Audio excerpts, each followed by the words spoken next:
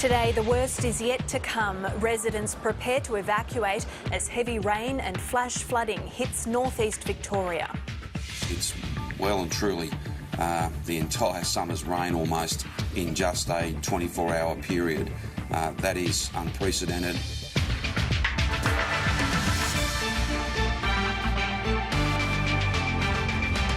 Voting underway across New England to decide if Barnaby Joyce returns to Parliament. Former US National Security Advisor Michael Flynn pleads guilty to lying to the FBI. Australia. And the Socceroos face a tricky road in Russia, drawing France, Peru and Denmark in their group for the 2018 World Cup.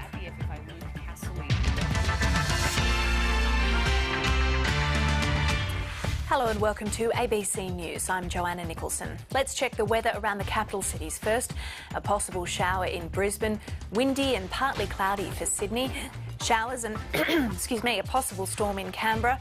Showers also in Melbourne, rain in Hobart and Adelaide, a clear day in Perth and a partly cloudy day in Darwin.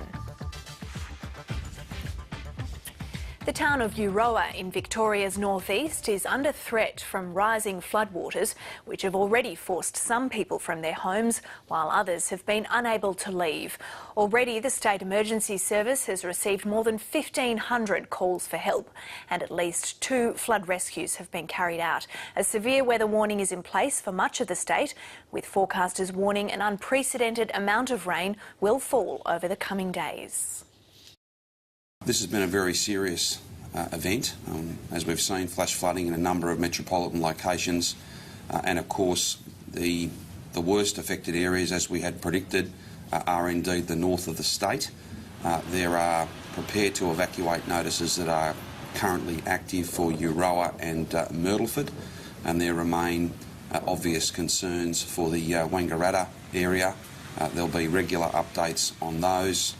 2 important relief centres have been established, and there's a lot of sandbagging and other work going on at the moment throughout those areas. Again, back to that central point, it is really important that people get the best information in order to make the very best decisions, and I'll again ask people to listen to ABC Radio, make sure that you're visiting the website, making that phone call, looking out for loved ones, being as well informed as you possibly can be. What we're expecting in the next day, and probably winding up around the morning of tomorrow, is that the northeast will get another 30 to 50 millimetres. The northeast, and including moving further into East Gippsland, so widespread falls, another 30 to 50 millimetres. That will really add to where the ground is saturated. That will add to the runoff. For Melbourne itself, although Melbourne has thankfully been on the fringe of the affected area, there is still the potential for enough rainfall to cause flash flooding. So there may be totals of 20 to 40 millimetres tonight, probably not too much during the day today. But tonight, in technical terms, we're expecting some convergence between 2 different streams of wind to form a line somewhere over Melbourne, possibly over the western parts of Melbourne, possibly causing falls of 20 to 40 millimetres. So there is still the potential for flash flooding, and for that reason we are maintaining our severe weather warning. The next few days will be interesting. Obviously, the key today is about Myrtleford and obviously Euroa. The Ovens River has significant water in the river system. Bright, Myrtleford, we'll see that today. And obviously Sunday, late Sunday, early Monday, we'll see that water make us far down the river system to Wangaratta. So there's more to come. The King River will be the same, water in the system, and that ultimately will reach Wangaratta at around the same time. So late Sunday, early Monday is a key for what is a major provincial city of Victoria. Obviously the 2 creeks at Euroa, there is the Castles Creek and the Sevens Creek. Both go around the outskirts of Euroa, a very small town but an important town, and obviously that's the key issue today with evacuation being considered.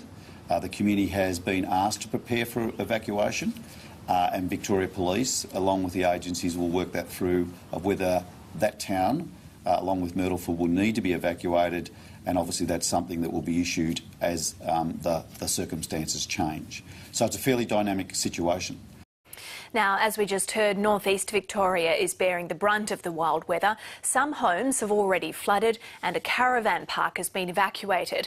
Volunteers, including local Nationals MP Steph Ryan, have been doing what they can to help, as well as filling and distributing sandbags at the SES depot. The town is very, very wet at the moment, as no doubt you've seen. So people have been arriving, I think, spontaneously just to help out. And we've had a constant stream of people through this morning looking to collect sandbags to plug gaps and make sure they don't get flooded. We organised with the SES and all those people to coordinate what we can do and they've been out all night. And as you can see, we've got a great community of volunteers here helping out today. One of those things, Mother Nature decides what she wants to do, so we have to get in and help out the best way we can. Well, in Melbourne, they have so far dodged the worst of the storm, but more rain is expected to fall across the city. Our reporter Iskander Razak joins us now live from Melbourne. Iskander, you've headed outside to brave the elements. What's the situation like there in Melbourne? The situation is that it's still very wet. It's not coming down heavily, and it hasn't actually been coming down very heavy all day long. It's been this kind of rain, drizzly and light, at times medium in terms of impact, but it is still wet. So the Premier Daniel Andrews has said that, yes, as you heard before, Melbourne has missed the worst of it, and he's actually said that now is the time that if you want to get out and about and enjoy a regular Saturday, people can do that right now. There's no immediate danger for the city in terms of rain. If we look around, that's what a lot of people are actually doing at this point in time, getting out and doing their Christmas shopping, although it is still wet weather and umbrella time. But that's not to say that the city is out of the danger zone yet. As has been said, there is still some rain that's forecast throughout the day, plenty of rain for the state, and in Melbourne maybe another 30 to 40 millimetres of rain overnight. So that does mean that there is a potential for flash flooding, in Melbourne CBD overnight. So people need to still be aware of what they're doing overnight, and even just on the streets right now, be aware of what areas are going through. There are city streets in the city that are prone to flooding that have already been shut down in case the water does suddenly spike up. Right, Iskander Razak, we'll leave it there. Thank you. And if you're safe and have access to power, do send us your photos and videos of the storm across the weekend as we cover those developments. Don't put yourself in danger or send vision if your device is low on power. But if you can, tweet us at ABC News, comment on our Facebook page or email your pics at abc.net.au. Voting is underway in the northern New South Wales electorate of New England for a crucial by-election. Former Deputy Prime Minister Barnaby Joyce is tipped to reclaim his seat after being deemed ineligible to sit in Parliament because of his dual citizenship. In an unwelcome distraction ahead of the poll, Mr Joyce was forced to distance himself from calls for the Prime Minister to resign. Lucy Barber reports from New England. The polling booths have opened here in Tamworth in the New England. A record 17 candidates are contesting this by-election. The most high profile is, of course, Barnaby Joyce, and he is widely tipped to win. There was some concern that the comments yesterday by the New South Wales Nationals leader John Barilaro calling on the Prime Minister Malcolm Turnbull to resign could affect Barnaby Joyce's result here today, but the National Party president, Larry Anthony, doesn't seem too concerned. I think he will win. I think it'll be a very comfortable majority.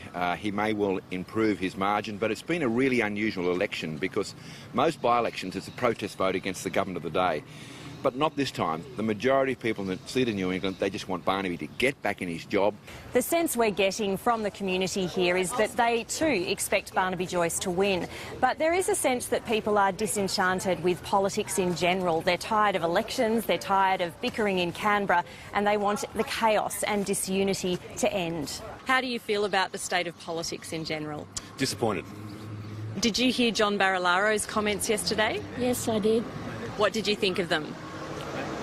I think it's the same as always. They're trying to hurt each other by their comments. The polls close at 6 p.m. and we could know the result of this by-election by 7.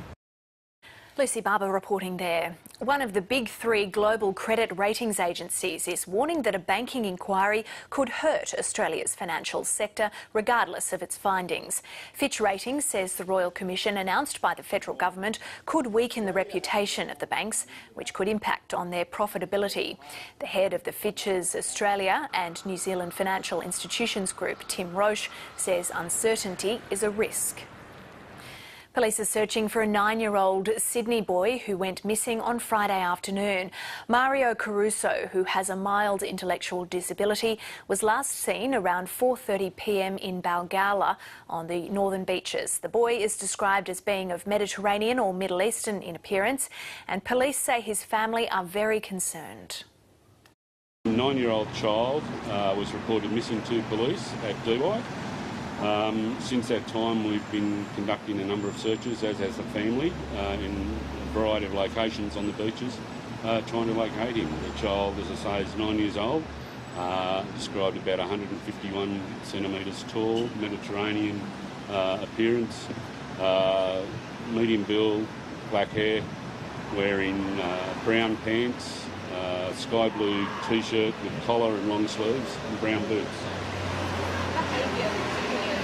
The child has some minor disabilities, some ADHD, and we're concerned for his welfare. This is unusual. Well, social media is giving an unprecedented amount of empowerment to victims of sexual harassment and assault. Normally a volatile space, women are using the online mediums as a way to share their experiences to create positive outcomes for themselves and for others. For more on this, we're joined in the studio by Catherine Lumby, a Professor of Media at Macquarie University. Catherine, thanks very much for coming in. Good afternoon, Jo. It's an interesting turn of events here because social media has sort of been traditionally a bit of a dangerous place for women. They face trolls, scrutiny and abuse, but it's actually empowering them recently. And I think that's the interesting thing with social media and online media is that we're all, you can't be utopian or dystopian about it. There are pros and cons. And certainly a lot of women, particularly high-profile women who speak out on issues of feminism, find themselves being relentlessly trolled, and a lot of them will tell you those stories. I know Tracy Spicer the journalist, has been very outspoken on this.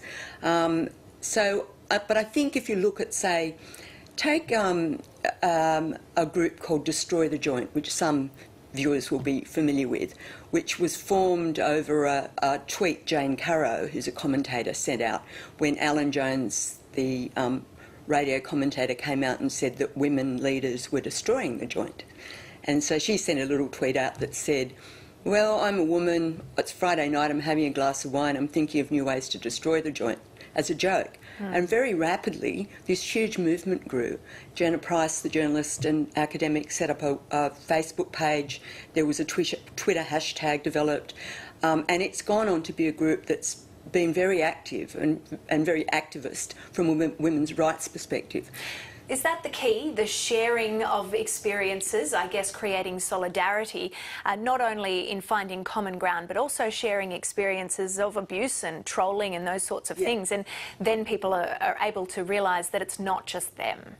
I think that's absolutely powerful. That's a kind of collectivism that develops, and women are able to support each other through traumatic experiences, because there's no doubt that can happen in the virtual world. I mean, Jenna Price, in a book that she had a chapter in recently, describes a rape threat against her daughters being made. And so some pretty horrific stuff can happen. Collectivism allows women to support each other. I think this Destroy the Joint's an example of using humour as well. So rather than going on the defensive or becoming really nasty, it's about saying, well, what can we do with this situation to make the world a better place? This week we saw an interesting thing happen where Mark Zuckerberg's sister Randy shared an email that she sent to Alaska Airlines. She had an experience on that airline where she was essentially sexually harassed and then shared that with Alaska Airlines, and she says that she was brushed off. And that went viral. So we're seeing not only the sexual harassers being called to account here, but also the responders, and also an experience that happens every day for women. How much of a change is that? Yeah. Well, I think it's a fantastically positive change. I mean, I think really when we look at, say, second wave feminism, which was fighting for women's rights and rights for women to be visible in the public sphere and to be treated with respect, you know, that happened in the real world space. And so it meant a lot of organising to get women together, and the response was a slower time frame. And I think these days something can happen and it can be called out really quickly. And also it puts companies on notice that if they're going to employ harassers or they're going to stand by and allow harassment of any kind to happen, then they are likely to be called out. So I think we're going to see a lot of flow-on effect to corporate culture. Interesting to see. All right, Catherine, thanks very much for coming in. Pleasure.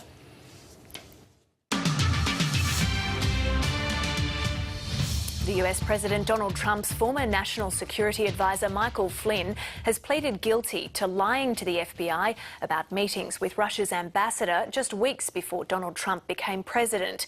Mr. Flynn admitted to making false statements to investigators about discussions he had with Russia over sanctions. North America Bureau Chief Zoe Daniel has more from Washington.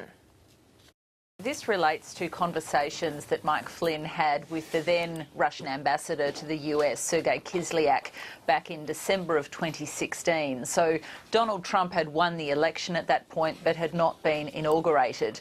The conversations in question relate to sanctions, new sanctions that were imposed by the Obama administration due to suspicions that Russia had meddled in the election process. President Obama also evicted several diplomats from Washington and shuttered a couple of Russian properties. The other conversation was around a UN Security Council vote in relation to Israeli settlements. Now, when he was questioned about these conversations by the FBI, Mike Flynn denied that he tried to influence the Russian position on these two things. The thing is that the conversations were being routinely surveilled, if I could use that term, because the US was surveilling the Russian ambassador. So Mike Flynn was effectively caught in that net. Now, he was sacked or stepped down as President Trump's national security advisor only 25 days into his tenure when he lied to the Vice President Mike Pence about the nature of these conversations. So he was sacked effectively from that position for the same reason. But at the same time, these conversations with the ambassador have been caught in that FBI net, and he has now agreed to take a plea deal, admitting that he lied about the nature of those conversations,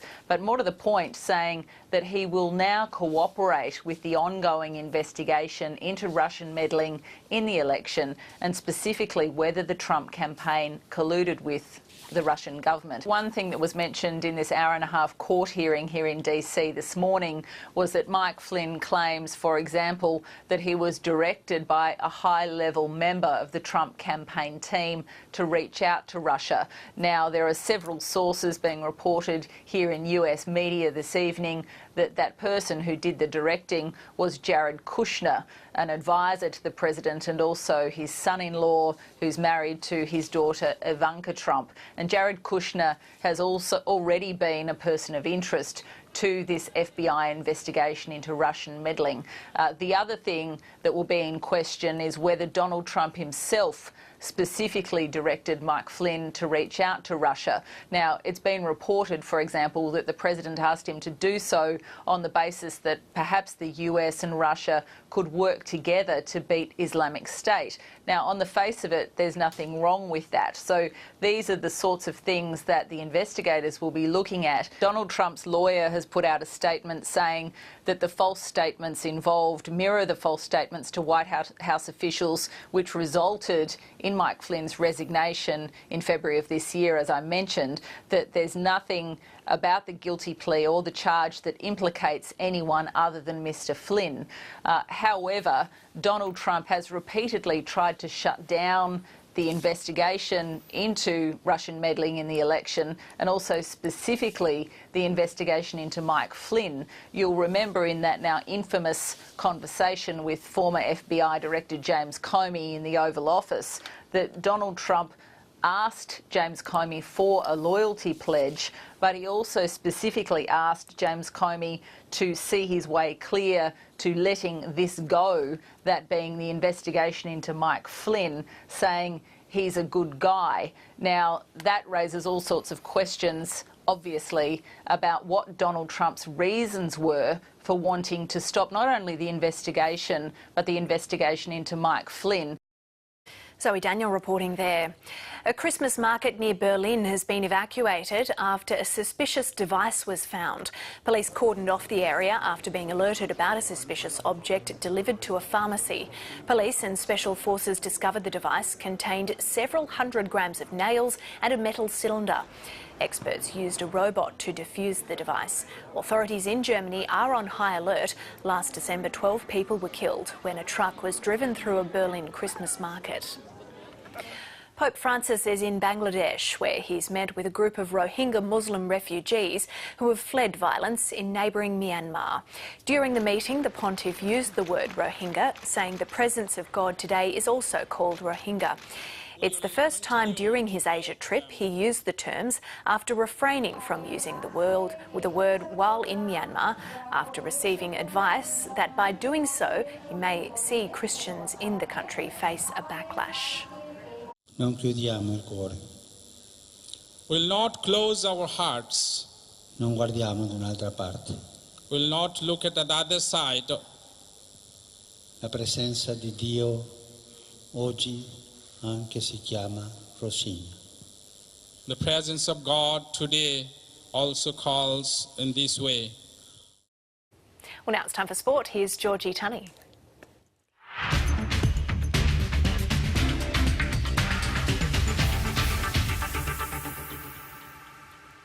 After a prolonged qualification, Australia has learned its fate and been handed a reasonable World Cup draw for Russia 2018. The Socceroos are in Group C and have 3 opponents inside the top 15 teams in the world. Australia, the Socceroos had thrilling playoffs against Syria and Honduras. Yes, and Australia will slot into Group C. The Aussies will face world number 9 and 1998 World Cup winners, France, first up on June 16 in Kazan.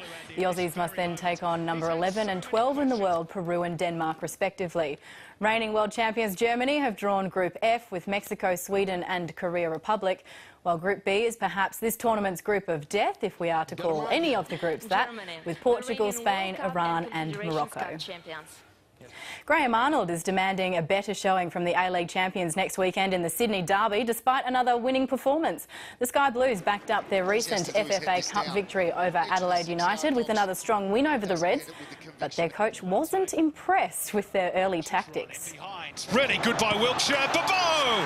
There's the opening strike, and it's the Brazilian with his 6th goal of the season. First 20 minutes, 25 minutes, we gave them too much space. They were hitting a lot of diagonal balls in behind, and we probably didn't expect that, or I didn't expect that in my game plan, but once I could get the message out to put high pressure on and put them under pressure so they couldn't, then I thought the game changed, and the boys carried out the game plan then very well. The Sky Blues extended their lead at the top of the A-League table to 5 points, 1-0 winners. Different. I don't think we were all that ruthless today. I think we had a game plan early on and it wasn't really working. It was more to stay compact and soak up a little bit of pressure and force them wide, but I think they were running over the top of us a little bit, so we had to change that up. Just a real confident and structured performance rather than a ruthless one. But look, in saying that, coming here is always hard, and to get a win the way we did, with the way we did, they didn't really hurt us. That compact side of our game and the fact that we're hard to break down, I think was more the part that we saw tonight. Australia skipper Steve Smith has hit back at the tourists' accusations of bullying and sledging ahead of the second Ashes test in Adelaide. The match kicks off later today and will be the first day-night pink ball cricket match ever played in men's Ashes series. Smith, who played a game-turning innings against England in the opening clash at the Gabba, has promised the hosts will let their actions do the talking instead of whatever is said on the field. If the weather holds, a lot of reverse swing is tipped, and cricket broadcaster Catherine McGregor believes Australia has the mental edge. The weather has been odd here this week. It was 37 one day and it dried the surface out. But there are predictions of rain. Indeed, there was even a prediction we could get up to 100 mils yesterday. But most of the experts I've talked to, including Ian Chappell, are saying that the deck is dry and it will probably scuff the ball, and we could see some reverse swing late tonight. Now, that will suit both sides because you've got Hazelwood and also Mitch Starc, both capable of reverse swing. Jimmy Anderson, of course, is very good at reverse swing, and so is Stuart Broad. So I think it's about even with the bowlers. This is England's best chance, though, let's be frank.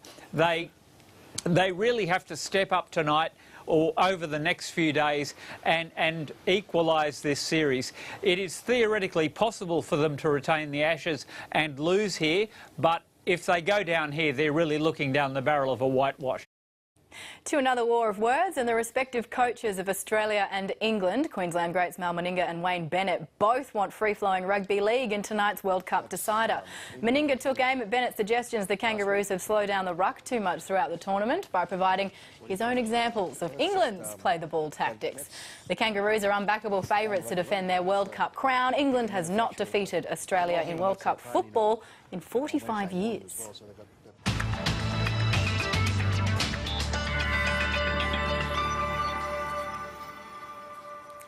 Taking a look at the satellite, a broad low-pressure trough stretching from northern WA through the Territory, South Australia, Western New South Wales, Victoria and Tasmania is bringing rain and storms, severe in some parts.